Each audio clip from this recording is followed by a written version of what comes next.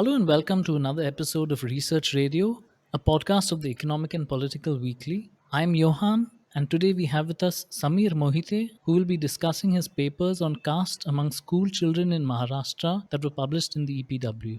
He currently teaches at Nirmala Niketan College in Mumbai. Dr. Samir Mohite, thank you for joining us. Dr. Mohite, I wanted to ask what inspired you to undertake this study on caste among school children, and how did you go about it? And also, what are the challenges that you encounter while conducting this research? So, Johan, in India, no one can escape from caste. Mhm, Even many sources reported that school children from lower caste have been taunted with caste slurs like Bhangi and Chamar from other Indian school children of a higher caste. So, even the Times of India reported in 2013 that no escape from caste prejudices, even in the UK. Not mhm, even the Indian churches, Gurudwara, or mosques escape India's caste system. So the same thing happened to me during my school days. Even I was not escaped from castless. My friends used to tease me saying Jai Bhim to me, knowing that I came from Dalit dominated neighborhood. So it is mhm, obvious that I am more keen in mhm, understanding caste and see how caste operates among children. So I approached two of the schools in my native village and got permission to interview children there. mhm, Initially, teachers of the school said that their children do not have any caste prejudices, but the results turned out to be the opposite. Speaking mhm, about the difficulties, the most difficult part was I interviewed children in their homes, and hence their family members were around them, so it was so difficult for me to ask questions based on caste. And many of the times, family members did not allow their children to respond to those questions. mhm, mhm. To what extent did you find that the children were aware about caste? And how does this affect their interactions both with the school system and within it? So, Johan, I would like to start with an example. Sure. So, I interview a boy from Maratha caste community, and I asked him like, what if you fall in love with any other caste girl, and will you get married with her? So his response was, he said, I will not fall in love with any other caste girl. So, though my data shows that 40% of total respondent, they responded that they oppose intercaste marriages, but the very significant number, that is 21.4% students supported the idea of intercaste marriages. Mhm, Um, Taking this example ahead, still there is, the relationship, the love relationship is controlled by their parents or by their community system.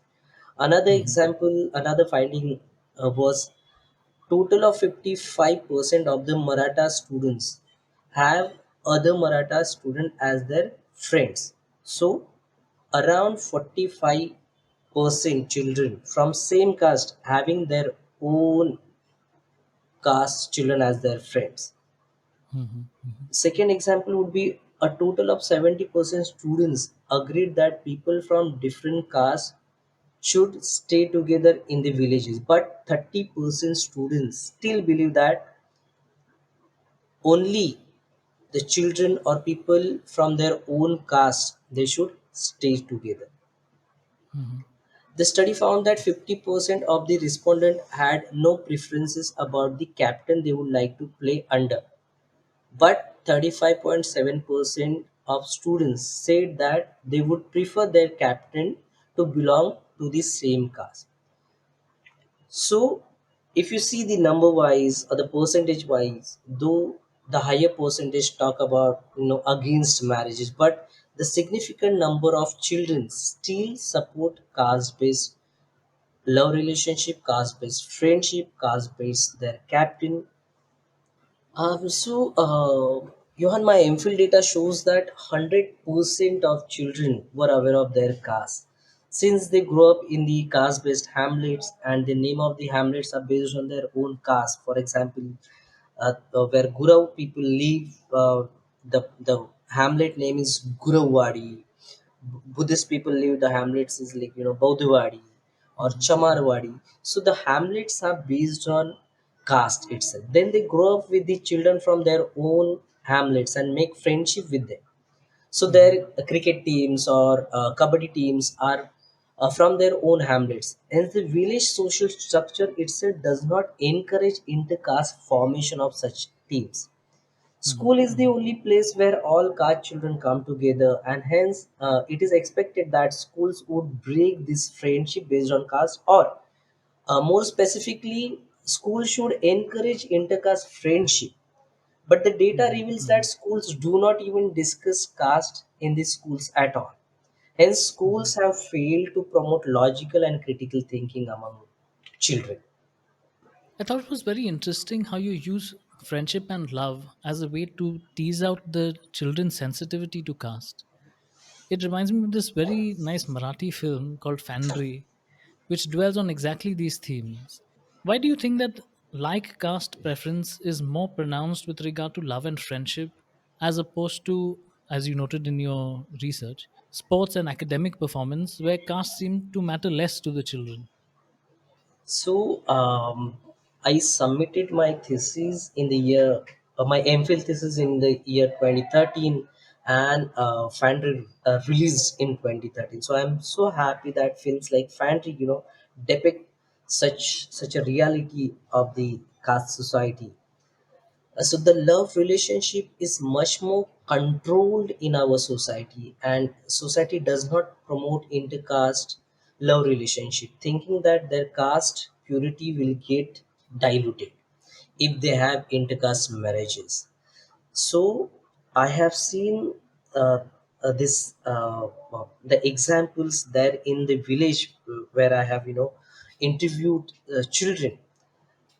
How do they develop the understanding about caste and opposing intercaste marriages? Because they have seen when there is the intercaste marriages, the couple is boycotted from their own villages. So even children think that, like, if we get intercaste marriages, we will be kicked out from that villages. And if there is a boy from so-called lower caste, if he falls in love with upper caste girl, he is beaten up, he is tortured, and the children receive these messages that if we fall in love with any other caste boy or other caste girl, even we will be tortured, and hence that demotivate children from getting into caste marriages or falling in love with any other caste girl or boys.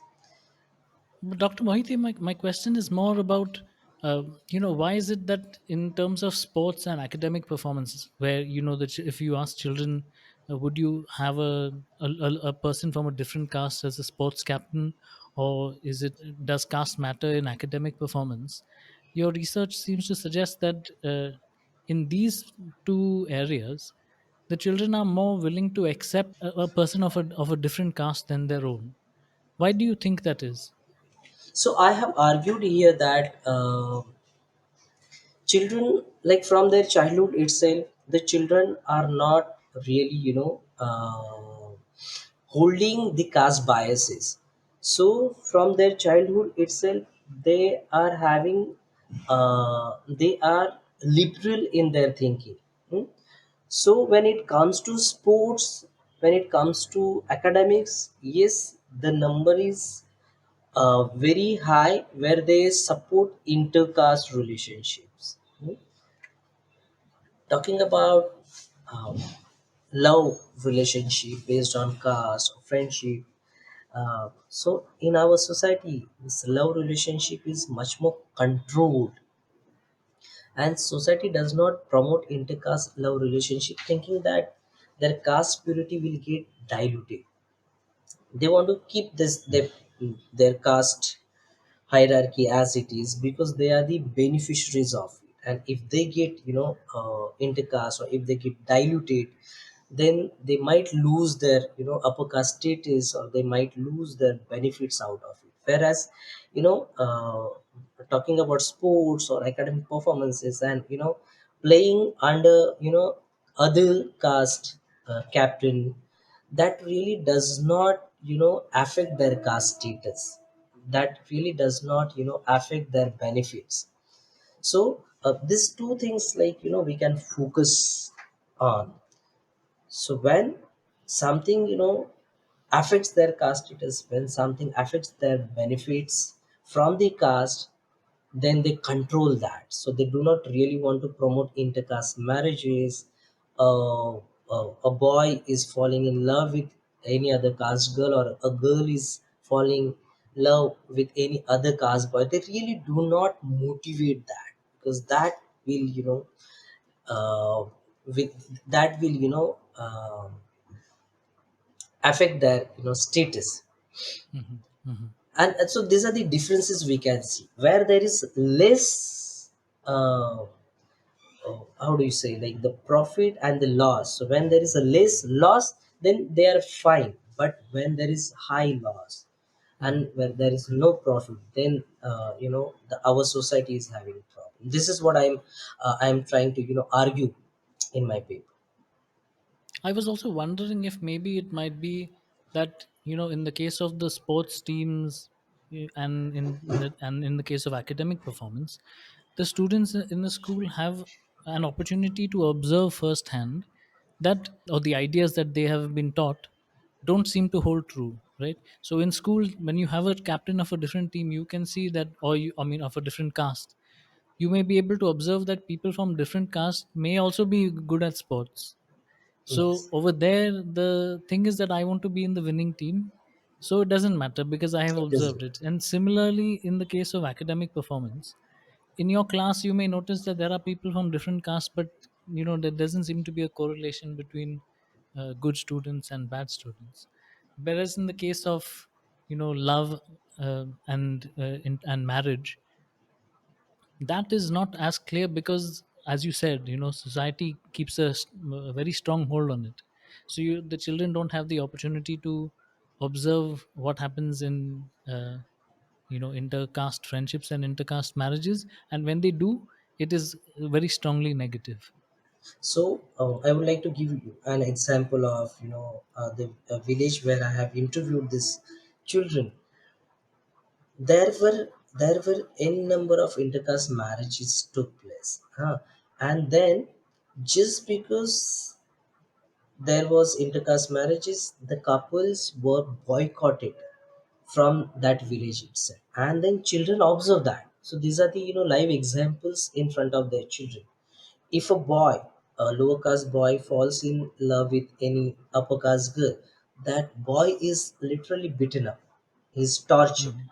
And children see that, children observe that, and then they imbibe that if we go against society, then even we will be tortured. We will be, kicked out from these villages. So, being like, in a sports team or in a academic performances, like there are no examples of such things, that like a boy or a girl is tortured playing with any other caste captain. But this love and friendship, it is much more to the society, and society want to control that. And this is why we see even children imbibe these caste prejudices, and they responded to my questions like this.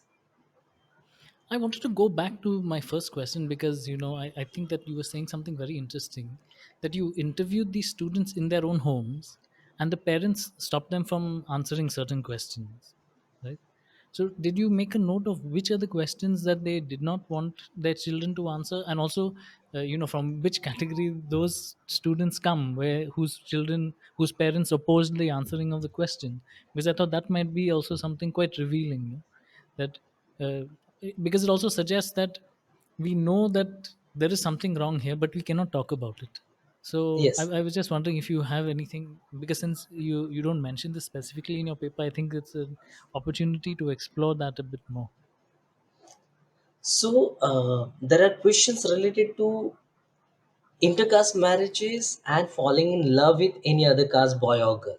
These are the questions which were really, interested, and most of the parents really, did not allow their children, or even children were under threat that what my father or my mother would say if I respond to this question. So Mhm. so when their parents are not accompanied, they were not accompanied, then students responded, children responded to this question that okay, I will fall in love with any other caste boy or girl, I will get married with any other caste or boy. And there is one more example. A child was responding to my question about intercaste marriages, and he was like pretty much liberal in his thinking. And then his grandfather interfered in between and said that, like, what you're talking about? Mhm. Mhm. Like, we do not really accept intercaste marriages because then you are talking about, like, so he was asking me that a child does not have brain, okay, and that is why he is talking about that. And then Mhm. he started giving, justification that this is all because of the act, the laws and acts we are having in our country, which is, destructing our traditional belief. Mhm. And because of that, these children are talking about rubbish thing, that getting intercaste marriages and all. So these Mhm. are the examples I have, encountered, and it was a bit difficult for me to, probe more in front Mhm. of their parents or their relatives, and much more questions. The other questions were very liberal in terms of like which caste captain would you would like to, play with and other. But this love or love relationship and the intercaste marriages, these two questions were really tricky to get responses from the children when their parents were around them or their relatives were around them. Was this hesitance on the side of the upper caste, or it was across the Yes, board? yes. I'm so sorry. I'm so sorry. Like so most of the children coming from Maratha caste community. So I interviewed Maratha caste children. I interviewed Gurav caste children. I interviewed Konbi caste children. So Mhm. Buddhist Sutar. So these are the, so all these scheduled caste children, scheduled tribe children, they were very okay, their parents were okay with it. But the children from so-called, like children from Maratha caste community, there I found that their parents or their, grandparents, they controlled a lot. So I have, continued this to my PhD topic as well, Mhm. and I would Mhm. like to respond to it that then I focused on how do these children develop the caste attitude among them. So for my MPhil, I have focused on caste among children. But Mhm. for my Mhm. PhD, I focused on how do they develop this attitude. And then I interviewed a girl from Kunbi caste, and I asked her, like, since I come from uh, Dalit community. Like, everyone was aware about my caste without telling my caste. And I asked, like, would you like to come to my home and have food? Initially, she said no, because you are a Buddhist. And my grandparent told me that, like, we should not have interdining with the Buddhist community people. And there I was shocked actually. Like, in front of these children, my character was as a, coming from, a well educated background. So I started teaching them English just to get, close to them before I start my PhD research. And my status was as a teacher, but still when it comes to caste interdining, the Kulmi caste girl had a problem. And when I asked her, like, who told you this? And she was like, my grandfather used to tell me that, like, we come from Kunbi caste community, and we should not, have interdining. We should not have food with them. So in another village of my PhD research,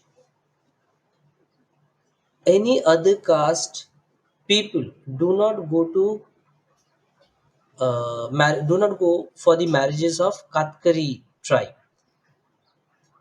They just attend marriages, but they do not have food with them. So what do this Katkari tribe do? They give some amount to other caste community, ask them to prepare a food, and then serve the villagers. So even today, the other caste people do not go to the Katkari hamlet. So Katkari is one of the tribes in Maharashtra. They do not go to their hamlets, and they do not have into dining even today. And same with the Buddhist community as well. So these are the instances. These are the examples. These are the things which affect the minds of children, and then the children carry the same things. Even we another example I would like to give you. We had cricket matches in that same villages, and we had teams from different hamlets, different caste hamlets. So everyone came together in the ground which was close to Buddhist people. And other caste children, obviously, like, they started feeling thirsty, and they wanted to drink water. So I got to know that their parents refused them to go and ask water from the Buddhist families. And children really do not question, like, why not? And those who question, actually, they really do not get answers.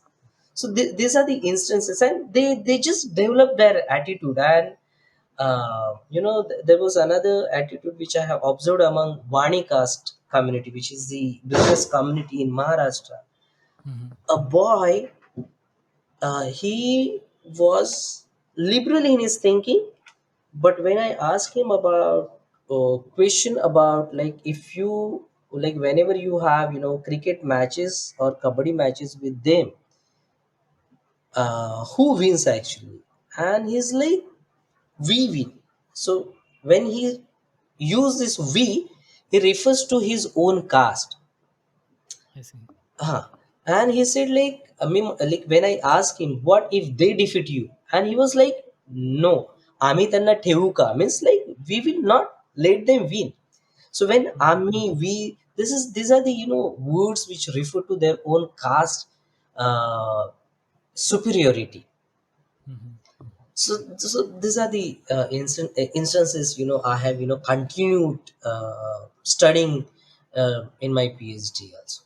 You were talking about how the children are forbidden from interdining, and I was just wondering, don't they eat in school, and how do they manage that, or do they separate into separate groups? How does that Okay. work? Yeah. So in the villages which I have studied, like, in the schools, they have their own tiffins, and I have not studied or I have not observed them during having their tiffins or during lunchtime. But I'm pretty sure that, like, there is no issue of interdining. They might be sharing, because some of the children explain that they share um their sabji with them, with other caste children. So that, like, in Uttar Pradesh or Bihar, where we see this, that there is strong opposition to interdining in the schools. In Konkan region, during this lunchtime, I have not observed that as such. Why do you think that is? I really cannot, answer to this question. Like, why this such, strong or visible discrimination is not there in the Maharashtra, but yes, maybe because of the strong Dalit movement, or Dr. B.R. Ambedkar himself, born in Maharashtra, and we say that, like, Maharashtra is like so socialist, or legit forward. So here that visible discrimination you will not find actually. And uh, during my MPhil and PhD as well, like uh, I did not focused on like discrimination against lower caste. Rather, I focused on the caste prejudices among all caste children. Mhm, mhm. So yes, obviously, like this Dalit movement might have affected a lot on like this, that we do not see this visible discrimination as such. But this is Mhm, what, mhm. like, whatever invisible things I have tried my best to cull out from my MPhil and PhD data. Dr. Mohite, also you spend a lot of time at the beginning of your paper discussing the concepts of rationality and critical thinking and see them as necessary to break down the barriers caused by prejudice and inequality, especially caste inequalities. And you conclude that schools have failed to promote logical and critical thinking since they don't achieve these things. Why do you see these as being in opposition? Because within the cosmology of caste, there are very logical explanations for why things are the way they are. Or to put it in different words, if you believe in purity and pollution, to restrict interdining makes logical sense. Yeah, so when we say critical thinking, so I believe critical thinking includes skills such as questioning, which is very important thing, analyzing, synthesizing, examining opinions, identifying values and issues, and detecting biases.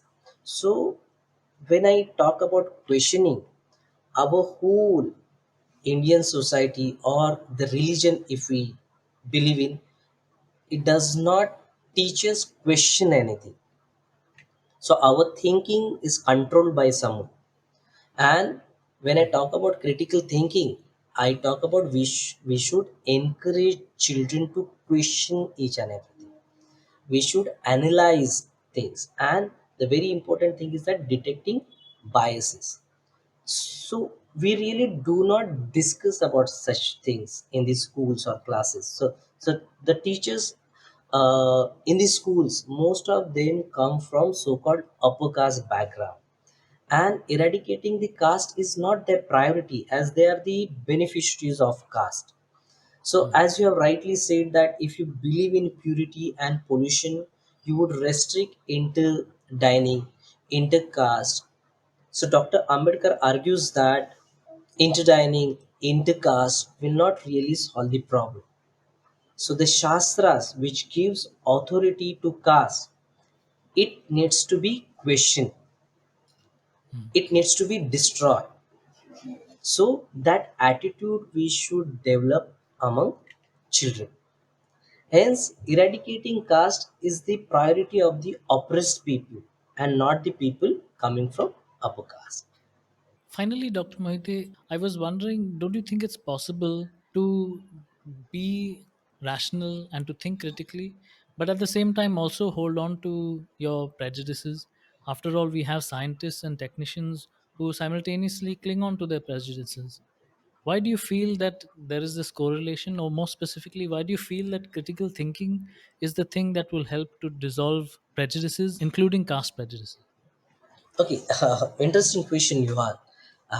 Yes, there is a possibility that a person can be casteist even if he or she is rational and critical.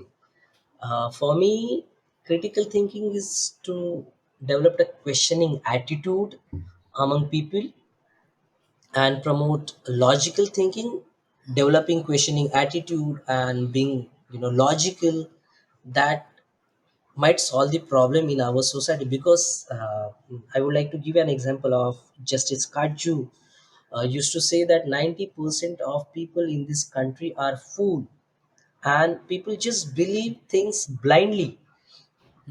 So, if you do not have this questioning attitude, if you do not use your logic, then we just believe whatever we grasp from our society, like that person is lower caste person, and we should not sit with him, and we should not have dinner with him.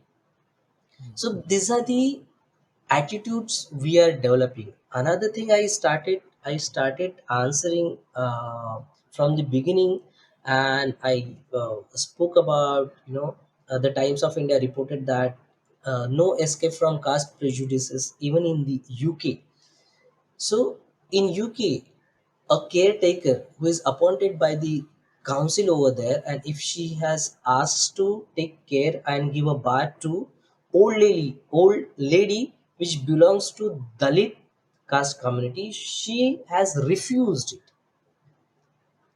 So this caste attitude we develop does not really go with the logic at all, like what logic this caste has. So for me, the critical thinking is much more questioning this status quo, questioning our society, questioning this caste system as a whole, and using our own logic, where should I believe it or not. So this is all about this.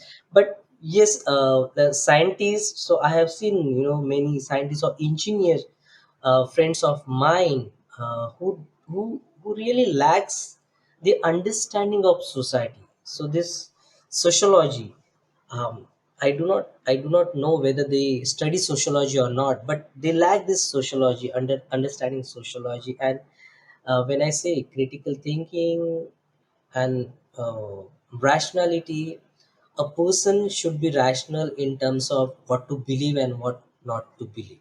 I mean, some might say that belief itself is something irrational, right? Because I mean, if you could prove it, you would. But the thing that you cannot prove, you have to believe. So Yeah, you know, yeah. So I guess. justified, knowledge is very important actually. All right, thank you, Dr. Mohite. This has been a very interesting conversation, and I would like to thank our listeners for joining us. You can find the papers mentioned in this week's episode in the show notes. And for more episodes, please check out Research Radio at epw.in/podcasts. This is Johan saying bye bye and see you next time on Research Radio.